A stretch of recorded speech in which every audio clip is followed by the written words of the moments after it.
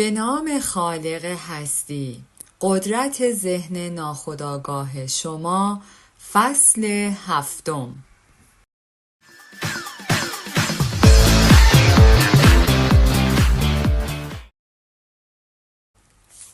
قبل از اینکه خواندن کتاب را آغاز کنم، از شما دوستان عزیزم به خاطر تماشای ویدیوهای قبلی و گذاشتن نظرات ارزشمندتان تشکر می کنم و امیدوارم از طریق این کانال سهم کوچکی در اصلاح سبک زندگی شما عزیزان ایفا کرده باشم.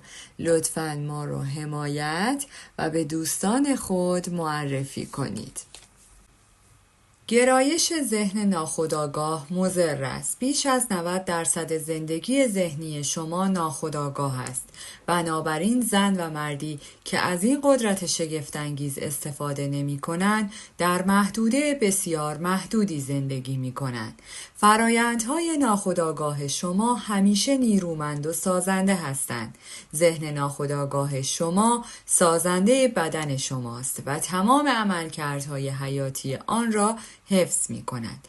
24 ساعت شبانه روز در محل کار است و هرگز نمی خوابد. این همیشه در تلاش است تا به شما کمک کند و شما را از آسیب حفظ کند. ذهن ناخودآگاه شما با زندگی بی نهایت و خرد بی حد و مرز در ارتباط است و انگیزه ها و ایده های آن همیشه نجات دهنده است. آرزوها، الهامات و چشماندازهای بزرگ برای زندگی بزرگتر و نجیبتر از ذهن ناخودآگاه سرچشمه می‌گیرد.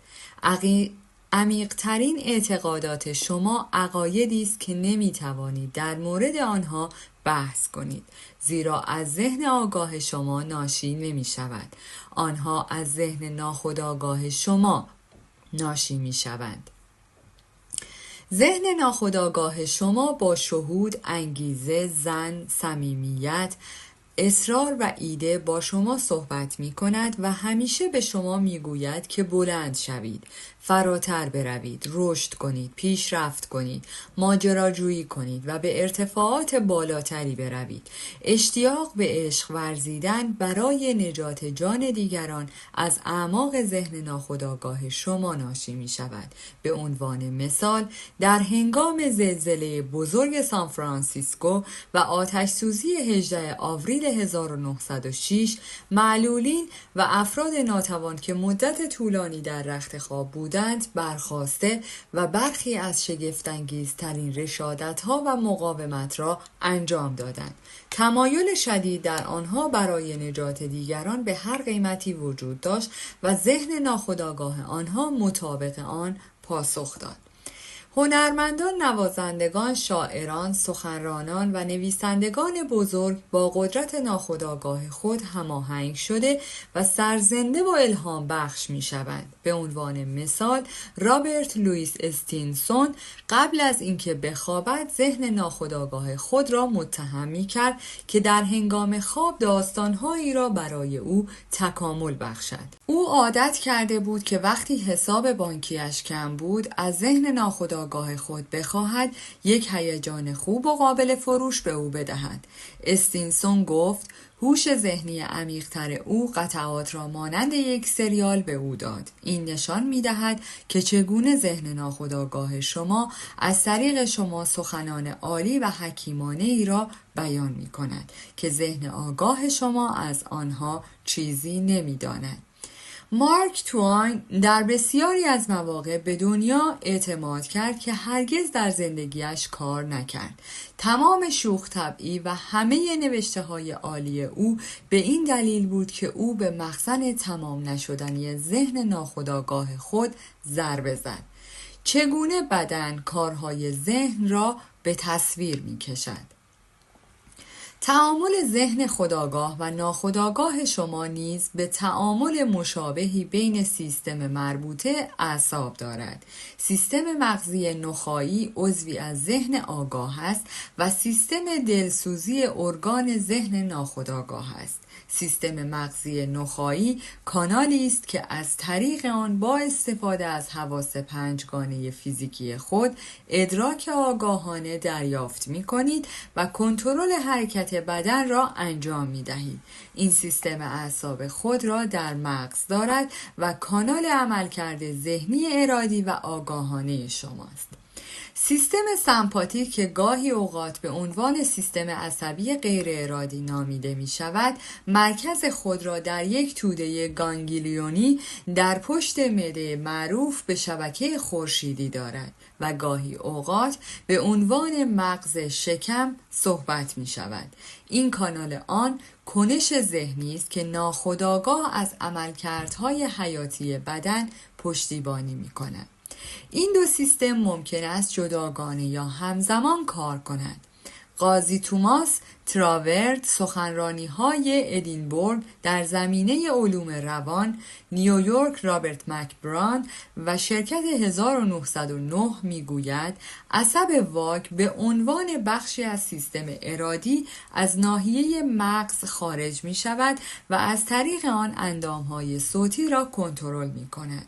سپس به سینه منتقل می شود و شاخه‌هایی به قلب و ریه ها ارسال می کند. سرانجام با عبور از دیافراگم پوشش خارجی را از دست می دهد که باعث تمیز کردن اعصاب سیستم ارادی می شود و با سیستم های سمپاتیک شناسایی می شود. بنابراین تشکیل پیوند بین این دو و ایجاد یک انسانی که از نظر جسمی یک موجود واحد است.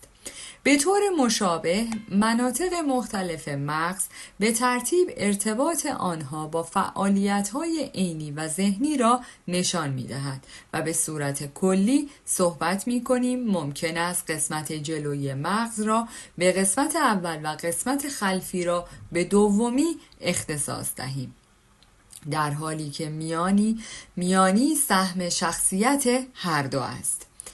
یک روش نسبتاً ساده برای دیدن تعامل ذهنی و جسمی این است که بفهمید ذهن آگاه شما ایده ای را درک می کند که باعث ایجاد ارتعاش متناظر در سیستم ارادی اعصاب شما می شود.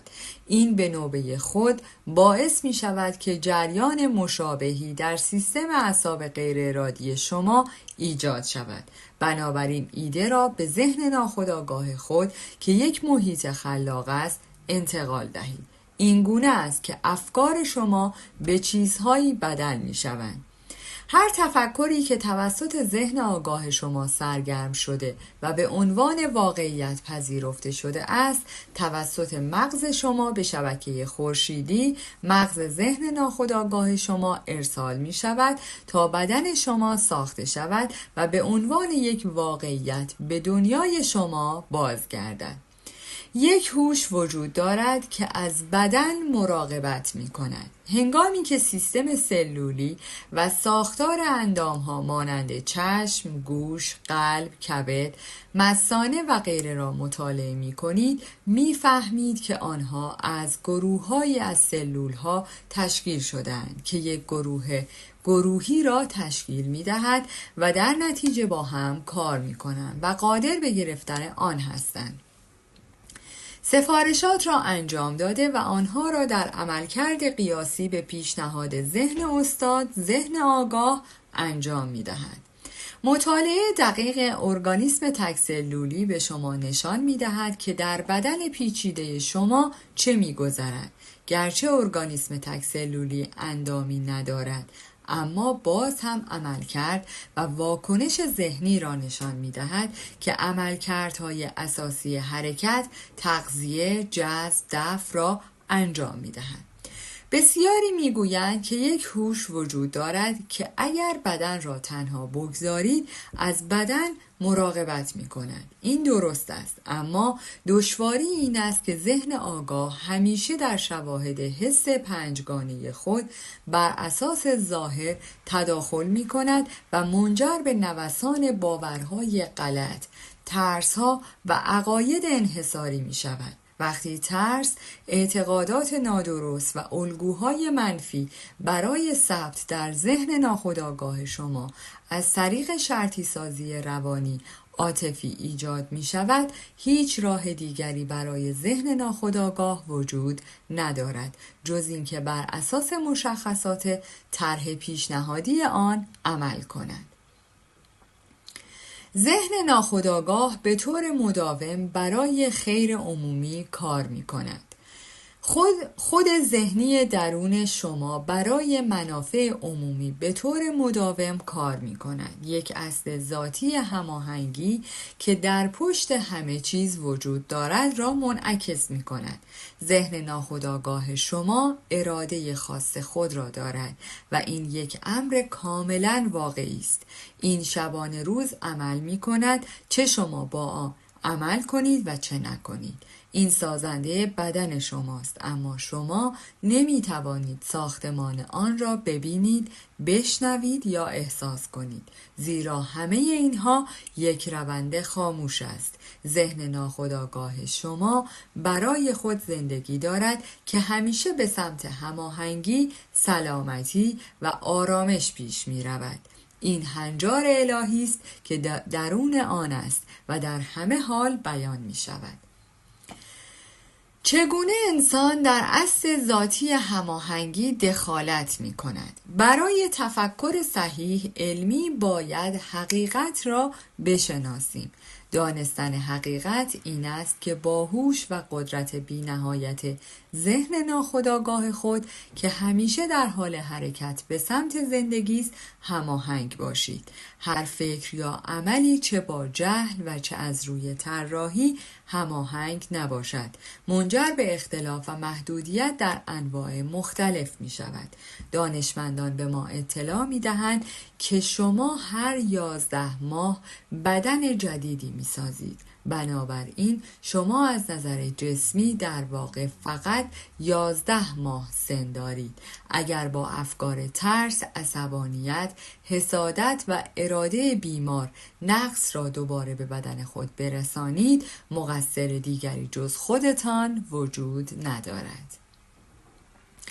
شما مجموعه افکار خودتان هستید. می توانید مشغول تفکر و تصورات منفی نباشید. راه خلاص شدن از تاریکی با نور است. راه غلبه بر سرما با گرماست. راه غلبه بر اندیشه منفی جایگزینی اندیشه خوب است. خوب را تایید کنید و بدی از بین می رود.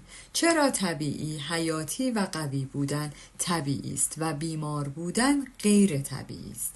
یک کودک متوسط که در دنیا متولد می شود کاملا سالم است و تمام اعضای بدن کاملا کار می کند. این حالت طبیعی است و ما باید سالم، حیاتی و قوی بمانیم. غریزه حفظ خویشتن قوی ترین غریزه ذات شماست و حقیقتی قدرتمند، همیشگی و دائما عملیاتی است که در ذات شما نهفته است. بنابراین بدیهی است که تمام افکار، عقاید و اعتقاد شما باید هنگامی که با اصل زندگی ذاتی در شما هماهنگ باشد که همیشه برای حفظ و محافظت از شما در تمام خطوط است. باید با توانایی بالاتری عمل کند. از این نتیجه می شود که شرایط طبیعی را می توان با سهولت و اطمینان بیشتری نسبت به شرایط غیر طبیعی ایجاد کرد. بیمار بودن غیر طبیعی است. این بدان معنی است که شما به خلاف جریان زندگی می روید و منفی فکر می کنید. قانون زندگی قانون رشد است. همه طبیعت با سکوت به عملکرد این قانون شهادت می دهند. به عملکرد این قانون گواهی می دهند. در جایی که رشد و بیان وجود دارد، باید زندگی نیز وجود داشته باشد. در جایی که زندگی وجود دارد، باید هماهنگی وجود داشته باشد و در جایی که هماهنگی باشد، سلامتی کامل وجود دارد. اگر فکر شما با اصل خلاق ذهن ناخودآگاه شما سازگار است، با اصل ذاتی هماهنگی همخوانی دارد. اگر درگیر افکاری هستید که با اصل هماهنگی مطابقت ندارد، این افکار به شما میچسبند، شما را آزار میدهند، نگرانتان میکنند و در نهایت باعث بیماری میشوند و اگر در آن ادامه یابد احتمالاً مرگ است. در بهبود بیماری شما باید جریان و توزیع نیروهای حیاتی ذهن ناخودآگاه خود را در سراسر سیستم افزایش دهید. این میتواند با از بین بردن افکار ترس، نگرانی، اضطراب، حسادت، نفرت و هر فکر مخرب دیگری که باعث از بین رفتن و از بین بردن اعصاب و غدد شما می شود و بافت بدن که از بین بردن تمام مواد زائد را کنترل می کند. بیماری پوت درمان شد. در مجله در مارس 1917 مقاله‌ای در مورد پسری که از بیماری پوت یا سل ستون فقرات رنج می‌برد ظاهر شد که بهبود چشمگیری داشت. نام وی فردریک الیاس اندرز از ایندیاناپولیس، اکنون وزیر مکتب وحدت مسیحیت کانزاس سیتی بود. پزشک وی بیماری او را صعب العلاج اعلام کرد. او شروع به دعا خواندن کرد و از یک معلول کج و مج که روی دست و زانو میرفت به یک مرد قوی، صاف و خوش‌اندام تبدیل شد. او تایید خود را ایجاد کرد و ویژگی‌های مورد نیاز ذهنی را جذب کرد. او بارها و بارها در روز تایید کرد: من تمام، کامل، قوی، قدرتمند، دوست داشتنی، هماهنگ و شاد هستم. او استقامت کرد و گفت که این دعا آخرین سخنی است که شبانه بر لب‌های او گفته می شود و اولین دعای صبح است. او همچنین با فرستادن افکار عشق و سلامتی برای دیگران دعا کرد. این نگرش ذهنی و نحوه دعا به او چند برابر بازگشت. ایمان و استقامت او با سودهای کلان به ثمر نشست. هنگامی که افکار ترس، عصبانیت، حسادت یا رشک توجه او را به خود جلب می کرد، او بلافاصله نیروی خنثی کننده تصدیق خود را در ذهن خود شروع می کرد. ذهن ناخودآگاه وی با توجه به ماهیت تفکر همیشگی او واکنش نشان داد. این معنای این جمله در کتاب مقدس است: برو، ایمانت تو را سالم ساخته است.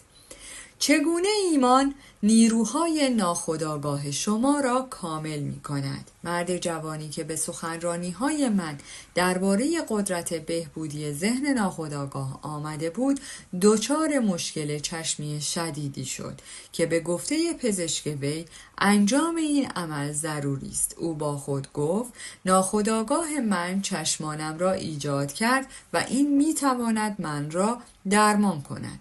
هر شب هنگام خواب به حالت خواب‌آلود و مراقبه‌ای می‌رسید. شرایطی شبیه خواب. توجه او متمرکز و معطوف به چشم پزشک بود. او تصور کرد که پزشک در مقابل او قرار دارد و او صراحتاً شنید یا تصور کرد که شنیده است که دکتر به او میگوید معجزه‌ای اتفاق افتاده است. این را هر شب و به مدت 5 دقیقه یا حدوداً قبل از خواب بارها و بارها میشنید. در پایان 3 هفته او مجدداً به چشم پزشک که قبلاً چشمهای وی را معاینه کرده بود مراجعه کرد و پزشک به این مرد گفت: این یک معجزه است. چی شد؟ این مرد با استفاده از دکتر به عنوان ابزاری یا وسیله‌ای برای متقاعد کردن یا انتقال ایده ذهن ناخودآگاه خود را تحت تأثیر قرار داد. از طریق تکرار، ایمان و انتظار ذهن ناخودآگاه خود را آغشته کرد. ذهن ناخودآگاه او چشم او را ساخت. در آن الگو عالی بود و بلافاصله برای بهبود چشم اقدام کرد. این مثالی دیگر از چگونگی ایمان به قدرت درمانی ناخودآگاه شما میتواند شما را کامل کند. نکات مروری: 1. ناخودآگاه شما سازنده بدن شماست و 24 ساعته شبانه روز در کار است. شما با تفکر منفی در الگوهای زندگی آن مداخله می کنید. 2. ذهن ناخودآگاه خود را با تکامل پاسخ به هر مشکلی قبل از خواب شارژ کنید و این به شما پاسخ می دهد. 3. افکار خود را تماشا کنید. هر اندیشه‌ای که به عنوان حقیقت پذیرفته شود توسط مغز شما به شبکه خورشیدی مغز شکمی ارسال می شود و به عنوان یک واقعیت به دنیای شما وارد می شود. 4. بدانید که می توانید با دادن یک طرح جدید به ذهن ناخودآگاه خود را دوباره بسازید. 5. تمایل ناخودآگاه شما همیشه نجات دهنده است. شغل شما با ذهن آگاهانه شماست. ذهن ناخودآگاه خود را با شرایطی درست تغذیه کنید. ذهن ناخودآگاه شما همیشه مطابق الگوهای ذهنی عادی شما عمل می کند. 6. هر 11 ماه بدن جدیدی می سازید. بدن خود را با تغییر افکار و تغییر دادن آنها تغییر دهید. 7. سالم بودن طبیعی است. بیمار بودن غیر طبیعی است. در اصل ذاتی هماهنگی وجود دارد. 8. افکار حسادت، ترس، نگرانی و اضطراب اعصاب و غدد شما را از بین میبرد و انواع بیماری‌های روحی و جسمی به وجود میآورد. 9. آنچه شما آگاهانه تصدیق می‌کنید و احساس می‌کنید واقعی است در ذهن، بدن و امور شما آشکار خواهد شد. خوبها را تأیید کنید و وارد لذت زندگی شوید. در پایان از شما دوستان عزیزم میخواهم برای حمایت بیشتر ما کانال ما را به دوستان خود معرفی کنید. برای انرژی بیشتر ما رو لایک کنید و برای ادامه پرقدرت‌تر سابسکرایب. تا درودی دیگر، درود و 200 بدرود.